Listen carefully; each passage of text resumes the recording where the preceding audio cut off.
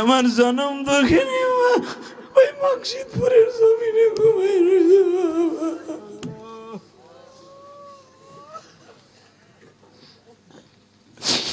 12 বছর বয়সে আমার মা আমার মাদ্রাসায় দিয়ে বলছিল, ইলিয়াস রে বাবা তুমি যদি আলেম হও আমি মা তোমার দুধের দাবি চাইরা দিব।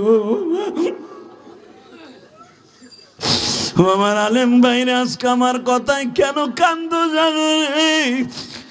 আমার মা আমার যেদিন জীবনের শেষ বিদায় দিয়ে দেয় গো বাবা, আমি তখন কোটালীপাড়া হিরণ মাদ্রাসায় পড়তাম গো বাবা। আমি সবে মাত্র কেরাতখানা ভর্তি হয়েছি, 1টা বছর গত হয়েছে। আমার মা এরকম এক শীতের রজনীতে সকালবেলা উঠিয়া সিদ্রুতি পিঠা, চিনেন নজর? সিদ্রুতি পিঠা, এই পিঠাটা আমার কাছে অনেক দামি গো বাবা।